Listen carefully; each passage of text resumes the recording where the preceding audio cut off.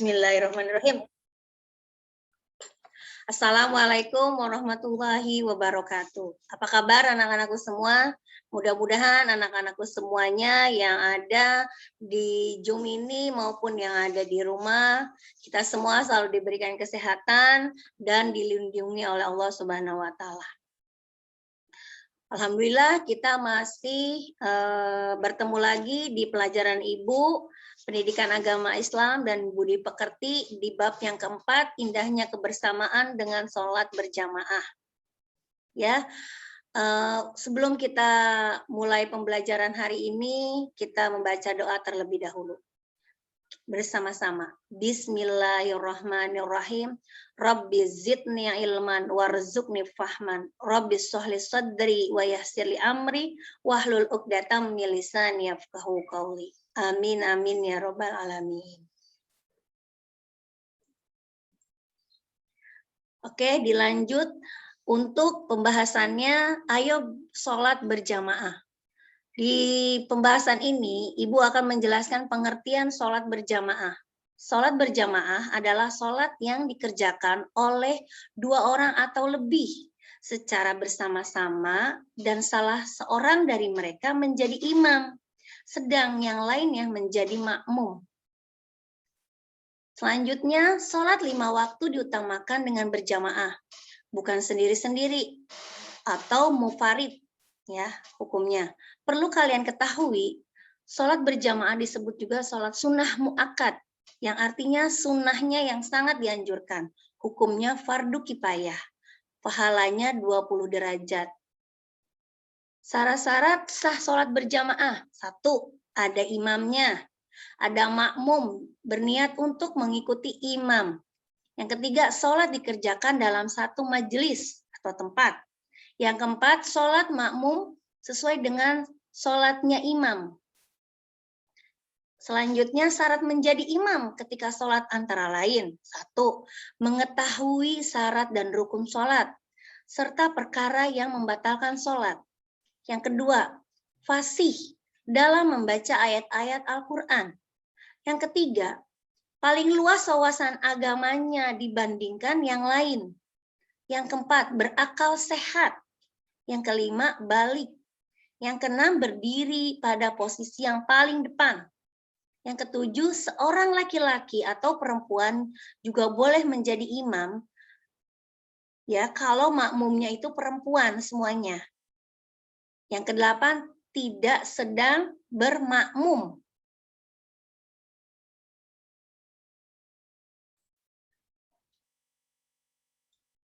Syarat menjadi makmum antara lain. Syarat menjadi makmum. 1. Makmum berniat mengikuti imam. Yang kedua, mengetahui gerakan sholat imam. Yang ketiga, berada dalam satu tempat dengan imam. Yang keempat, posisinya di belakang imam. Yang kelima, hendaklah sholat makmum sesuai dengan sholatnya imam. Misalnya sholat asar, ya dikerjakan sholat asar. Makmum juga sholat asar juga. Di sini ada hadis yang menjelaskan tentang pahala sholat berjamaah. Ibu akan bacakan. Auzubillahi minasyaitonirrajim. Bismillahirrahmanirrahim. An Abi Umar anna Rasulullah sallallahu alaihi wasallam qala sholatu jama'ati afdolu min sholati fazi bisab'i wa isrina darajah. Rawahu Muslim. Yang artinya, diriwayatkan Ibnu Umar, Rasulullah Shallallahu Alaihi Wasallam bersabda, sholat berjamaah lebih utama 27 derajat daripada sholat sendirian. Hadis riwayat Muslim. Nah, Ibu jelaskan ada imam makmum masbuk nih, tentang makmum masbuk. Makmum masbuk ini adalah makmum yang tidak sempat membaca surat Al-Fatihah. Makmum yang dapat mengikuti seluruh rangkaian sholat berjamaah bersama imam. Itu dinamakan makmum masbuk. Ya. Yang kedua, halangan sholat berjamaah. Sholat berjamaah dapat ditinggalkan, kemudian melakukan sholat sendirian. Namanya mufarid. Ya, namanya mufarid kalau halangan sholat berjamaah. Faktor yang menjadi halangan itu, satu, hujan yang mengakibatkan susah menuju ke tempat sholat berjamaah. Hujan lebat, kita tidak bisa pergi ke musola atau ke masjid. Yang kedua, angin kencang yang sangat membahayakan. Jadi berbahaya kalau kita pergi. Yang ketiga, sakit yang mengakibatkan susah berjalan menuju ke tempat sholat. Karena sakit tidak mampu untuk berjalan, ya tidak apa-apa. Yang keempat, sangat ingin buang air besar atau buang air kecil. Jadi keadaannya mendesak. Aduh, ini mau pipis, mau buang air besar. Jadi tidak bisa melaksanakan sholat berjamaah. Itu yang menjadi faktor halangan kita tidak bisa melaksanakan sholat berjamaah. Nah, di sini ada gambar juga nih. Ini adalah contoh gambar, ya, gambar perempuan yang ikut melaksanakan sholat berjamaah berada di belakang makmum laki-laki agak jauh. Jadi ini posisinya ketahuan ya, nih jelas sekali apabila imamnya laki-laki, ada makmum laki-laki juga dan mengikuti makmum perempuan, kita agak jauh, ya, agak jauh menjadi makmum. Oke, selanjutnya tata cara sholat berjamaah. Tata caranya apa aja? Satu, sholat berjamaah diawali dengan azan dan iqomah. Tetapi kalau tidak memungkinkan, cukup dengan iqomah saja. Yang kedua, barisan sholat atau syaf. Di belakang imam diisi oleh jamaah laki-laki, sementara jamaah perempuan berada di belakang. Yang ketiga, di dalam melaksanakan sholat berjamaah, seorang imam membaca bacaan sholat, ada yang nyaring, ya, dan ada yang dihilirkan atau syir. Ya, kenapa? Ada yang jelas kita lafadzkan atau ada yang di dalam hati.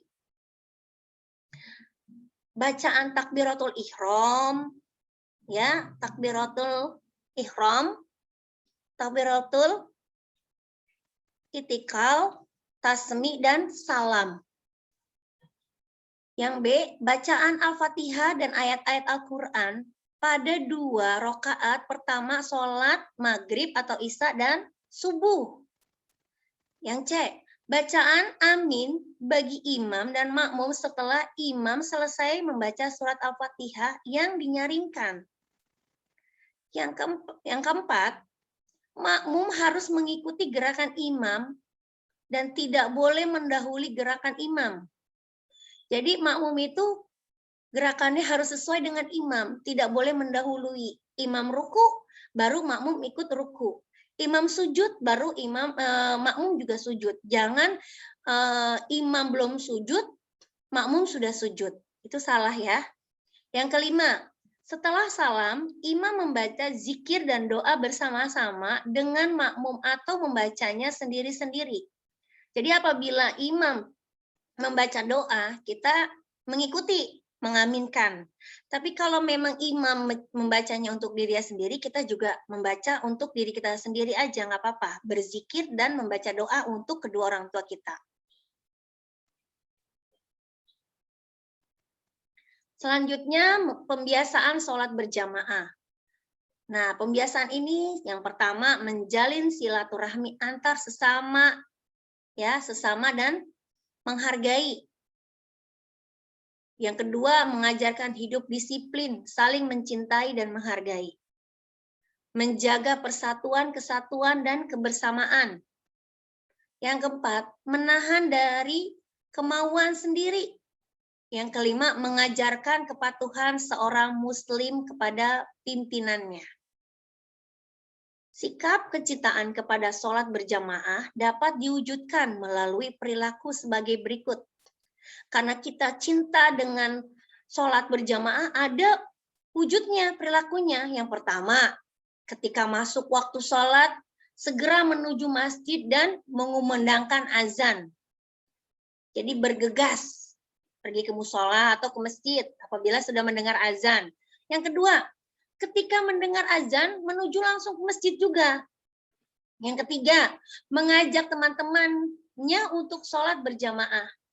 Jadi mengajak teman-teman yang masih belum mau sholat berjamaah, mengajak agar temannya ikut berjamaah. Yang keempat, suka menjalin tali silaturahmi antara sesama di masjid. Yang kelima, senang mendatangi majelis taklim untuk menuntut ilmu agama. Yang ketujuh, tidak suka membeda-bedakan status sosial seseorang. Jadi karena semuanya ini di mata Allah itu sama. Yang membedakan hanya keimanan dan ketakwaan. Yang ketujuh, bersikap demokratis. Yang kedelapan, menjaga persatuan dan kesatuan. Nah, ini adalah contoh gambar sholat berjamaah dengan makmum, dengan imam dan makmum perempuan. Jadi posisi imamnya ada di tengah untuk perempuan. Jadi yang di samping kanan dan samping kiri adalah makmumnya ya. Imamnya ada di tengah, makmumnya di samping kanan dan di samping kiri ini posisinya. Kalian jadi mengerti ya yang perempuan.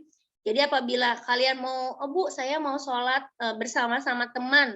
Siapa yang bersedia untuk menjadi imam? Apabila memang dia sudah bacaannya fasih, tidak apa-apa menjadi imam. Tapi apabila memang dia belum fasih, belum bisa membaca ayat Al-Quran dengan baik dan tartil, lebih baik temannya dulu yang fasih untuk menjadi imamnya, agar lebih afdol. Sampai di sini ya, untuk penjelasannya.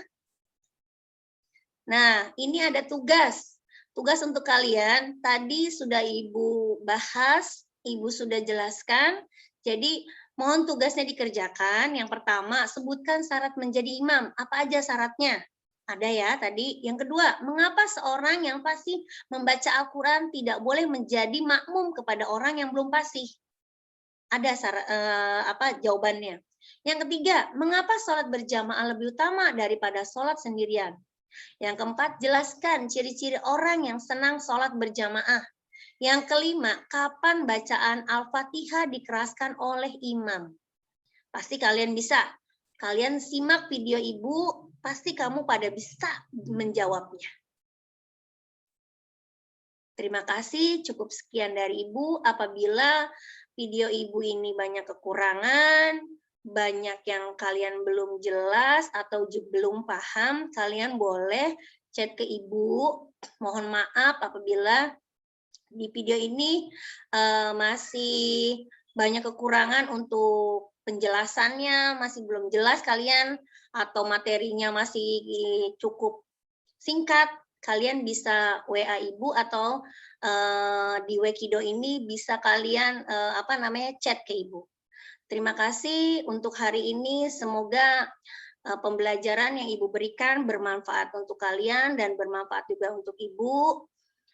Ibu akhiri dengan hamdalah alhamdulillahirabbil alamin, doa penutup majelis, subhanaka Allahumma wa bihamdika astaghfiruka anta wa atubu ilaik. Wassalamualaikum warahmatullahi wabarakatuh.